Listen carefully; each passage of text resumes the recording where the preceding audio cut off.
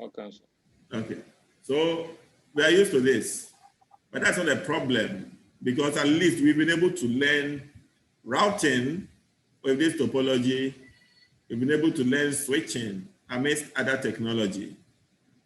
As I said, these days we are going to stick to the agreed architecture or the proposed architecture by Cisco.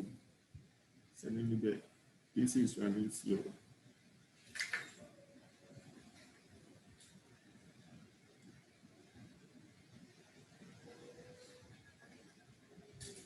Okay, so we are not going to be in a rush.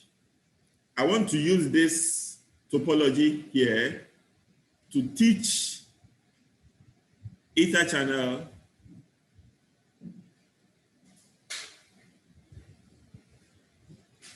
spanning tree protocol. 1 minute, hold on.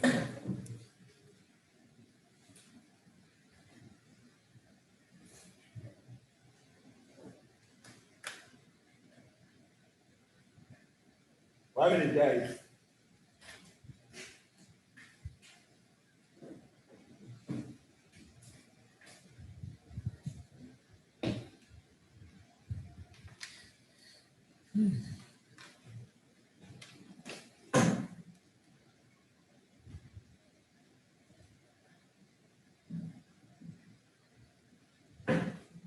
Spanning tree protocol,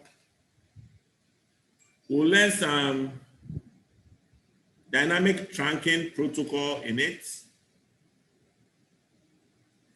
And we'll talk about some trunking. Okay, dynamic trunking protocol. We'll talk about 802.1q and ISL and all that. Okay, all in one. So you have to be alert because we are not going to treat these topics separately. All of them are dependent somehow to each other. So we want to grasp the picture. All right, so in this topology, we can see the access layer switches here. Access layer switches are switches that connect end devices, your PCs, your IP cameras, your printers, servers, and all that. They get connected to the network on the access layer. From the access layer, there's a connection to the distribution switches. That, as you are seeing here, we have D1 and D2. You are not obliged to install 2 distribution switches. Okay, if your budget will not permit you, just install 1. But we do this because of redundancy. If you want high availability, then you install 2 distribution layer switches. Then up to the core layer. On the core layer, that is where all connection comes to. So you can see that the internet connection comes to the core layer from here. Internet comes to the core layer. The one service provider comes to the core layer. Every other thing, you see the data center also comes to the core layer. So that is the job that the core layer does. And the core layer runs only layer 3 services, no layer 2, only layer 3. So we do routing here. All these interfaces are going to be routed ports. You know how to convert ports to become routed ports, okay? On a layer 3 switch, you go there and simply type no switch port, no switch port. And instantly, those ports become routed ports. So we are actually going to run routing protocols on the core layer. The distribution layer downwards are strictly layer 2 services. That's where we see VLANs, STPs, and all that. Okay. Now, we are going to start with Etherchannel. So on A1, we have bundled 2 connections to each distribution layer switch. the idea behind Etherchannel is just to increase bandwidth or increase throughput. Okay, and again, as I'm saying, you are not obliged to do that, depending on your need, but you need to know, because you may be in a highly competitive environment where you may required to do all these topologies. So you have to know how to bundle ports. Now, the challenge that we had last week, we had some challenges. I went through and I saw some interesting things that I want us to discuss.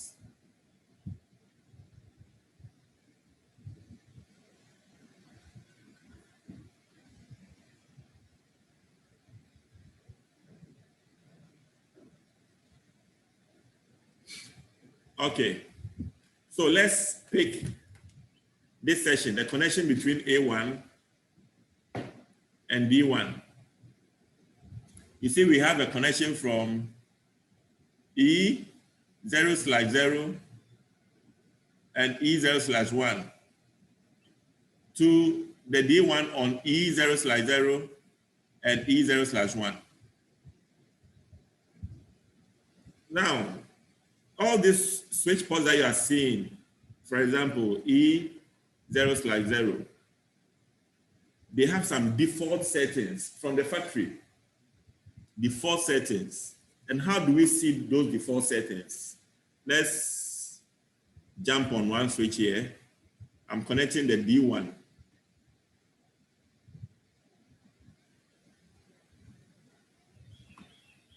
So I open D1 and I want us to go on any of the ports. So show interface, show IP, interface brief, and these are all the ports that are on the switch. So let's just pick any of the ports. So show interface E1/3, and you bring switch port. Okay, if you want to see the details, if you want to see the details, configuration on a port, you bring this command, switch port. And when you enter, that's the output you are seeing here. It says the switch port is enabled and administrative mode is dynamic desirable.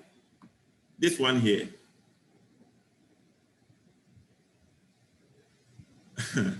By default, every switch has to be dynamic auto. But on my EVNG, I saw dynamic desirable.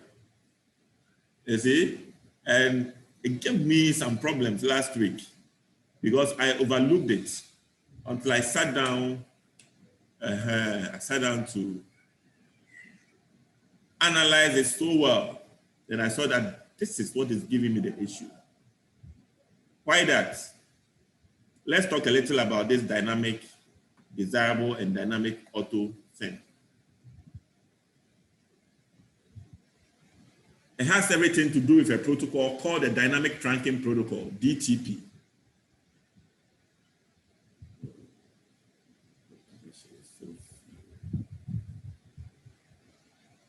So DTP, Dynamic Trunking Protocol.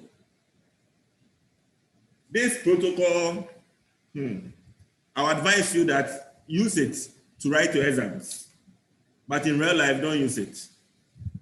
Yes, in real life, protocols like VTP, DTP, don't use it if you don't want any problem on your network. Yes. If you have the means, okay, supposing you are the IT manager, okay, you are in charge of the network, or you have a say on the network, limit the use of dynamic trunking protocol because it's going to cost you a lot. What does it do? If you have a switch like this and another switch, and you interconnect one switch to the other this way,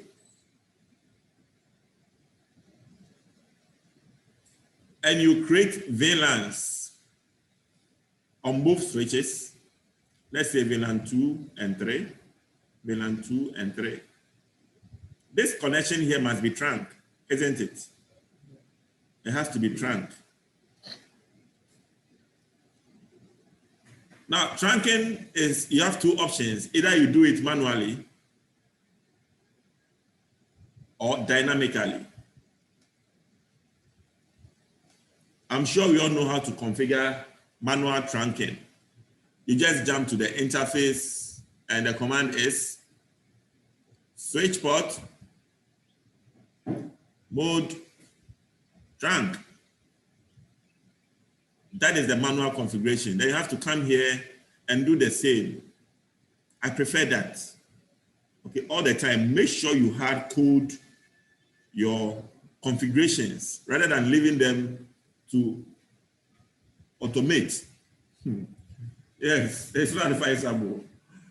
Do it, write the exams of it, but in real life, if you don't want any problem, just go the manual way. Everything, not only in BTP. Now, this dynamic trunking protocol here, what will it do? If this interface is in dynamic desirable, just as we saw, dynamic desirable, and this interface is also in dynamic desirable, they are going to negotiate. Without your intervention, these two ports are going to speak. They are going to send BTP protocol. They are going to speak to agree to become trunk ports without you going the hard code. Okay? They will negotiate to become trunk ports. Now, Cisco has done it such that once you connect the cables, they will not automatically negotiate. That is why every port is on dynamic auto. So if both of them are on dynamic auto, they are not going to negotiate to become trunk ports. If both of them are on dynamic auto, they are never going to negotiate. But if one, let me do a matrix, okay? We know how that matrix works. If you have auto and desirable,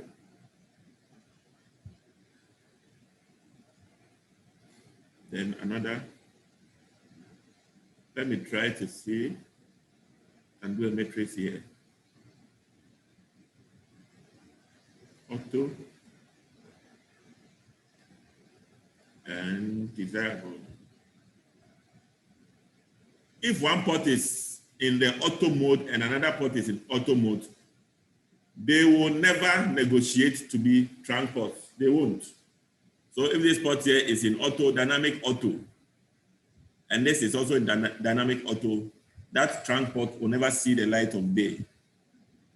But if one port is in dynamic auto and another is in dynamic desirable, then yes, they'll become trunks. So please get used to this table here, okay? This will help you. What if one port is on dynamic desirable and the other is dynamic auto? Yes, they'll become trunk port. What about desirable and desirable? Yes. So there's only one no. That is if both of them are on dynamic auto. That is why Cisco has left all their switches on this default operation mode.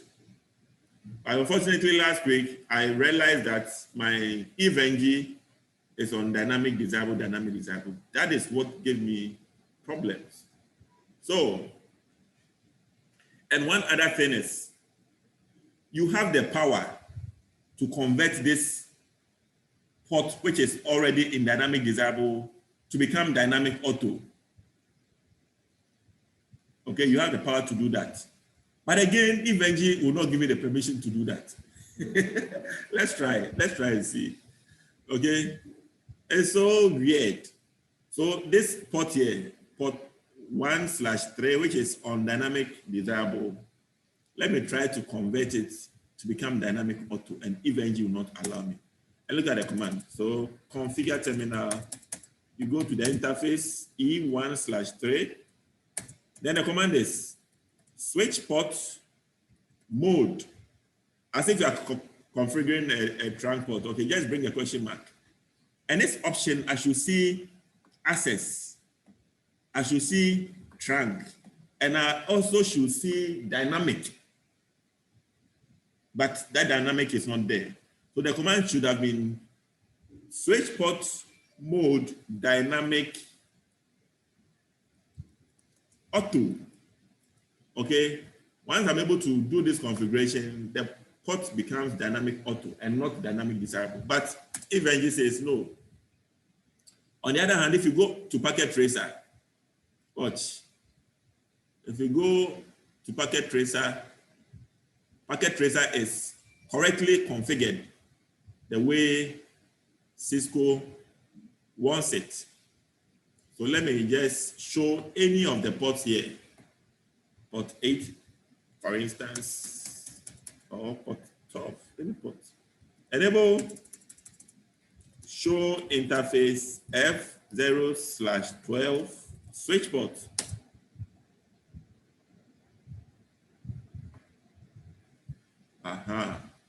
You see, the administrative mode is what? Dynamic auto. That is what it has to be. Dynamic auto. And over here, you have the power to configure it, change it.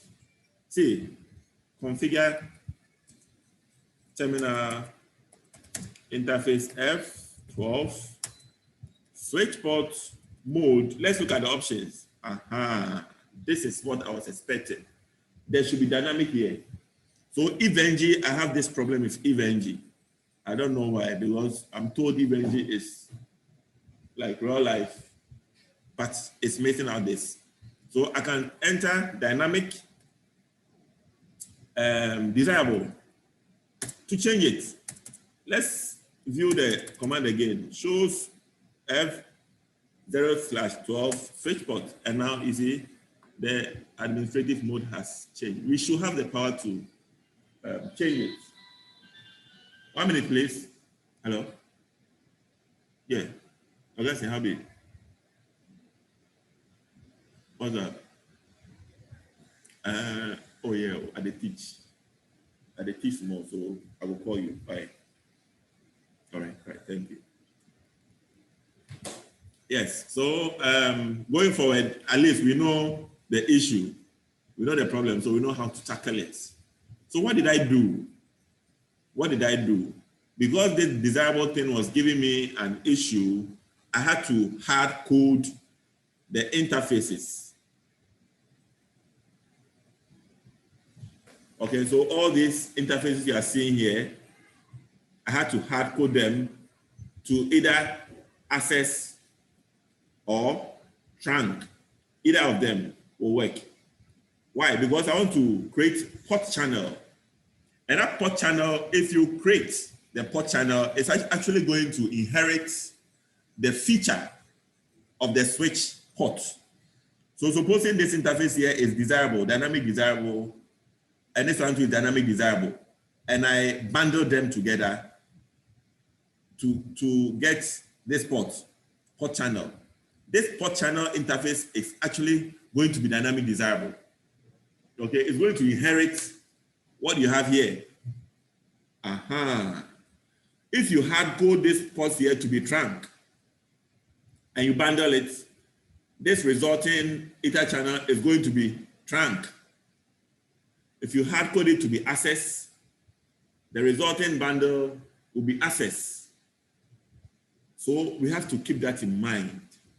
Whatever feature that is on an interface or both interfaces here, if you bundle them, that resulting port channel is going to inherit it.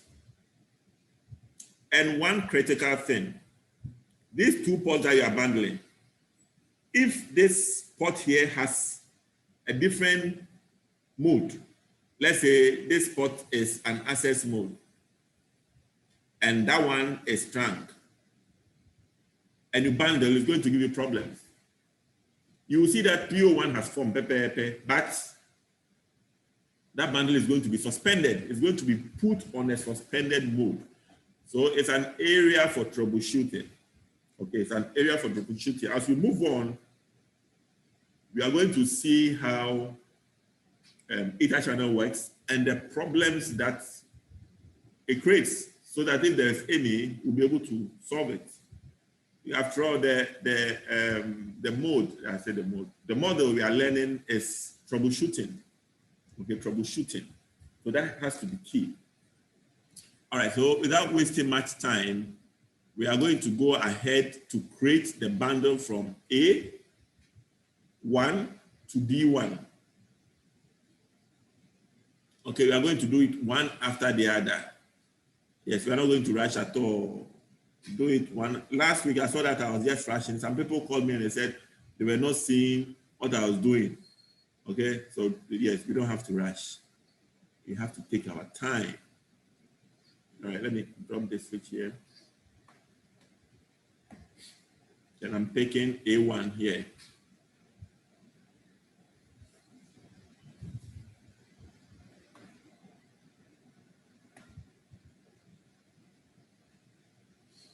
All right, so I'm on A1. Let me name it because it's very critical. I should know which switch I'm on. So configure terminal. The host name is A. Yes, so we know A1, sorry. A1. So we know we are on A1.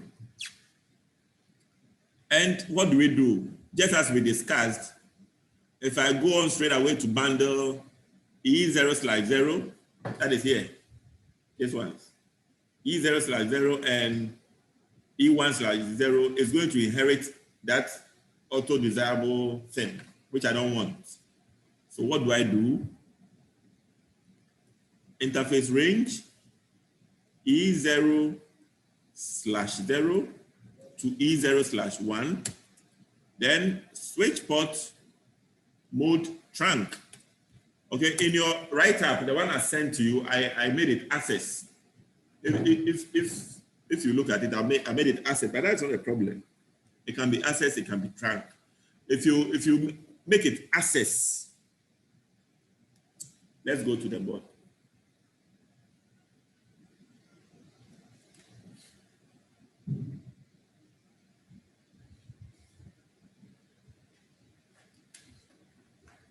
So these are the two switches, D1 and A1. We have this double connection. And these interfaces are E0/0 and E0/1. Same here, E0/0 and E0/1.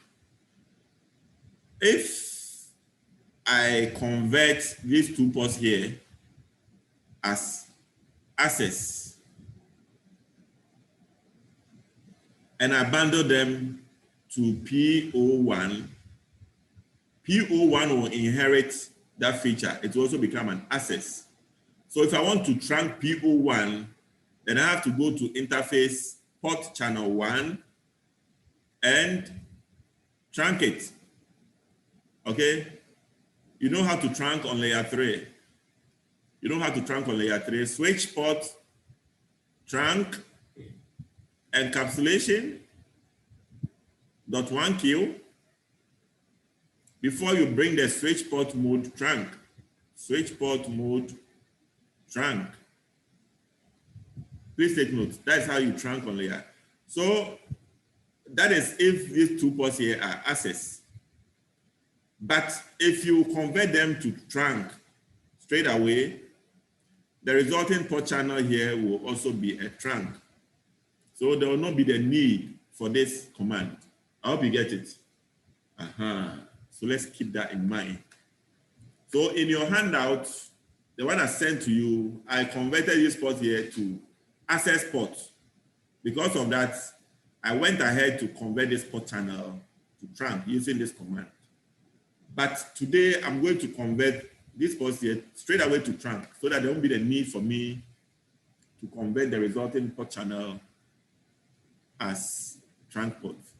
So switch port trunk encapsulation .1Q switch port mode trunk. All right, so after trunking this port here, now let me bundle. Channel group 1. I'm here. I'm doing this channel group here. This one. Okay, I'll call this port bundle here 1, and I'll call this one 2 1. I don't have to call them 1 1. Okay, but for consistency, see if you are planning your network, you don't have to do something that will put you in a trap by labeling your port channels anyhow. If there's a problem, you find yourself wanting.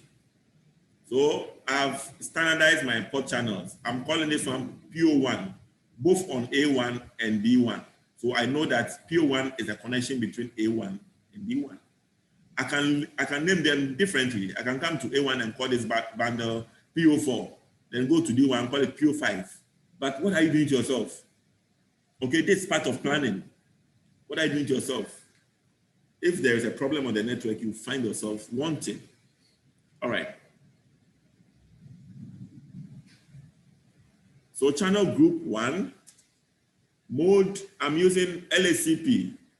You know, port Etherchannel use 2 protocols. Etherchannel use 2 protocols. You have, sorry, why do I like numbering like that? Etherchannel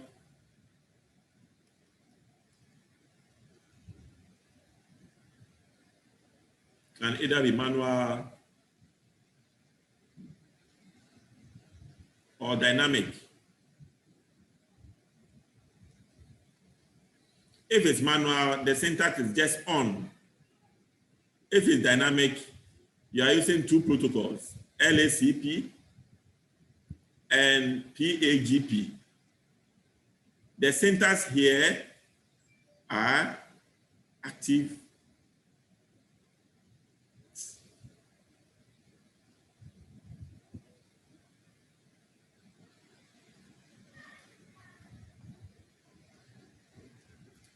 active and passive. Over here we have desirable and auto. Please, the matrix helps a lot. Okay, so all the time. Taking LACP, let's do the matrix for it. So active, passive,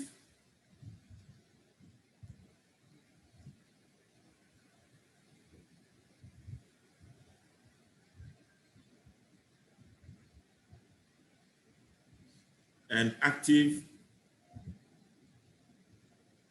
passive. If you have an active and active, Etherchannel will be formed. Yes, the bundle will form. If you have active and passive, yes, it will be formed. Passive and active, same thing. But passive and passive, no bundle will be formed. So you see, we have one no, just one no. The rest are yes. Passive, passive, no. I mean, it's obvious. If one interface, if you have 2 ports here, okay, you are bundling.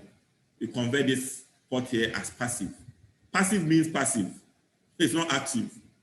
Okay? And this one too, passive. It's not active. How can they negotiate to bundle? They will never negotiate. They are just there. All right? So that's for LACP. When it comes to part P, same. You have auto and desirable.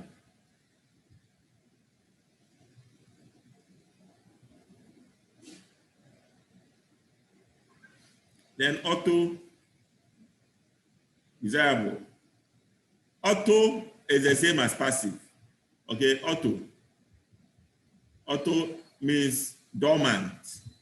Desirable means active. So if it's auto, no. The rest are yes. Auto and desirable, yes. They will bundle. Desirable, auto, yes. Desirable, yes. Okay, so if it's confusing you, just use this matrix. But as someone will say, if you are using LACP, they are just going active on all interfaces. Okay? Active. If you are using PAGP, desirable. Yeah. Which brings me is there a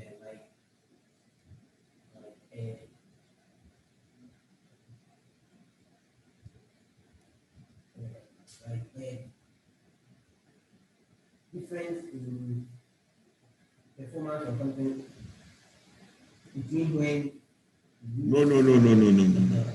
There's no difference in perfect. Someone is asking that whether if you use passive and active, will it affect, let's say, the speed or something performance-wise? No, nothing. Okay, it won't affect anything. So I'll go by active. Now, Cisco advises us to use dynamic, and I support that.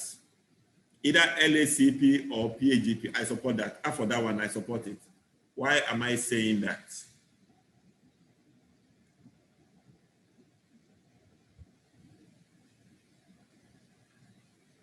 So when it comes to troubleshooting, that is when you